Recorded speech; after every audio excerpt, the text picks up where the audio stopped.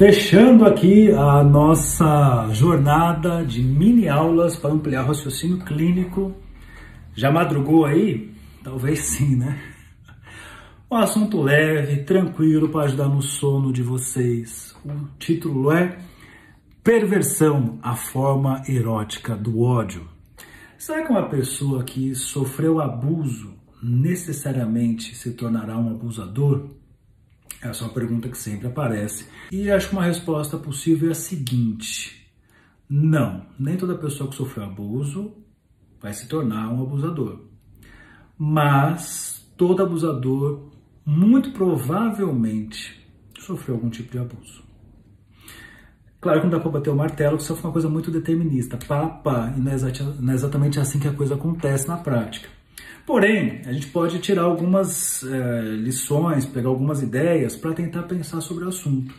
Uma coisa que ajuda muito é o raciocínio clínico construído pelo Robert Stoller para falar sobre a perversão, né? O livro dele, Perversão, a forma erótica do ódio, em que ele vai trazer assim, alguns casos clínicos que ele atendeu e ele vai mostrar as bases na infância, onde ele localiza talvez os motivos ou os principais fatores que determinarão no futuro a certas práticas perversas. Então ele traz casos assim, por exemplo, de pessoas exibicionistas que, sei lá, usa lá o trench coat, o jalecão assim, de repente abre, se mostra ali excitado, pessoas que, sei lá, que o cara que é casado, tem sua família, mas sai vestido como uma mulher para ficar com vários homens. Mas o lance não é tanto o prazer de estar como uma mulher, mas de enganar os homens, tem essa posição, né? A motivação, que é fundamental. É sempre muito difícil você falar de fora, analisar alguma coisa, é sempre mais necessário você escutar a pessoa que faz tal coisa para ver qual é a motivação. Enfim, ele traz uma série de coisas, uma série de quadros, de situações, e ele vai buscar um pouco a história dessas pessoas. E ele fala que qualquer pessoa, se fosse possível retomar as suas lembranças, vai ficar claro que elas ficam fazendo infinitamente na vida adulta algum tipo de situação traumática da infância. No caso das perversões, o trauma se refere a algo da ordem sexual. Ele coloca assim, uma questão em relação à anatomia, né, a questão do pênis, da vagina, e ele coloca também uma questão de uma humilhação muito intensa. Na leitura do Stoller, essas mães de perversos são mulheres muito fálicas, mulheres muito poderosas, por exemplo, mas que têm uma questão muito séria com a masculinidade do seu filho e que por isso proíbem ou de alguma forma impedem ou aniquilam qualquer tipo de exercício, de exibição da masculinidade.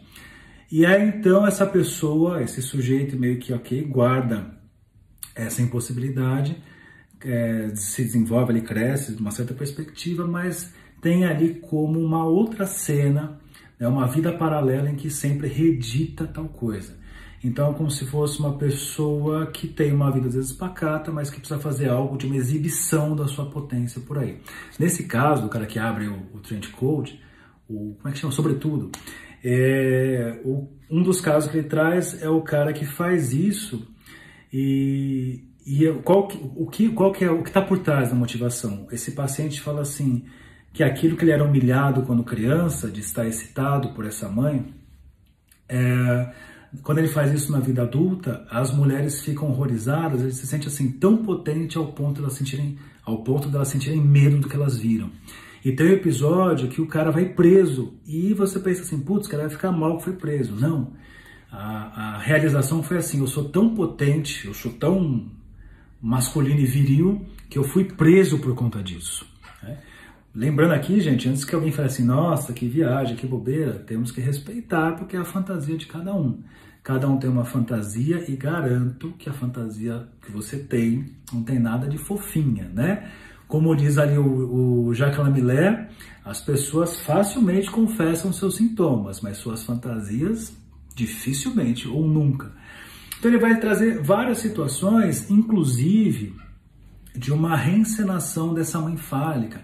Ele traz casos assim de um cara que ele segue sua vida, se casa, tem filhos, mas ele precisa sair por aí vestido como uma mulher com pênis, que no caso seria essa mãe superpoderosa, essa mãe fálica. Então ele traz essas perspectivas e ele vai localizar a questão da perversão não só na clássica atuação perversa. Ele vai localizar, por exemplo, que a perversão ela pode estar presente na pornografia. A pornografia ela pode ser, para muitas pessoas, como se fosse assim, uma faísca para uma certa excitação. Mas tem pessoas que de fato substituem a sua vida sexual, a sua vida relacional, por ficar ali consumindo pornografia constantemente.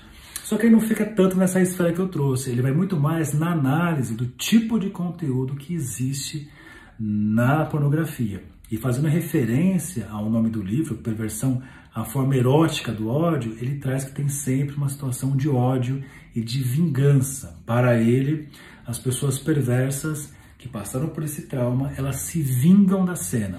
É mais ou menos assim. Aquilo que a pessoa passou de forma passiva na infância, ela repete de forma ativa na vida adulta. Então, essa criança que foi humilhada ou passou por alguma coisa de abuso, ela vai repetir na vida adulta a mesma cena que ela viveu. Só que ela não vai ser a criança nessa hora. Ela vai ser o adulto causando isso na criança, ou causando isso na mãe, ou causando isso numa outra figura. Quando eu falo isso na mãe e na criança, não vai fazer na mãe ou na criança. Ela vai fazer isso repetindo numa outra pessoa. Então eu trago a mesma cena, mas a cena em que eu era A e o outro era o B, eu repito a cena, eu sou o B e coloco outro lugar do A. E aí tem algumas interpretações, por que fazer isso? Uma das coisas é que a pessoa faz isso para tentar entender o ponto de vista do abusador. Por que você fez isso comigo? E as pessoas trazem muito isso na clínica, de fazer esse lugar, de estar nesse lugar de abuso, tentando entender o porquê desse lugar. Mas o Stoller traz uma coisa também importante, ele fala o nível de excitação que acontece. Ele traz meio que um ciclo infernal nessa história, que a pessoa começa então a se excitar com a cena, e uma vez que ela tem lá a sua realização, via orgasmo, por exemplo, ela começa a prometer para si que nunca mais vai fazer isso. E começa a dizer que não vai fazer isso, que isso é errado, que isso é sujo, que isso é pecado. E quanto mais ela tenta se livrar desse tipo de pensamento, desse tipo de desejo, mais ela vai se excitando com aquilo. Então a pessoa volta a se excitar com aquilo e repete. Ele diz o seguinte, a formulinha que o Stoller propõe. Onde aconteceu a frustração, a humilhação, o trauma, essa pessoa agora revive e triunfa. Então por que repete? Porque onde teve a perda, a humilhação, o fracasso, agora ela triunfa. Nesse sentido, o Stoller vai dizer que os perversos, eles estão presos numa situação pré-edípica. Em que sentido? O Édipo é um momento que você tem que se haver com a falta, que você vai enfrentar a falta, assim, vai ter que enfrentar o desejo do outro, a incompletude, etc.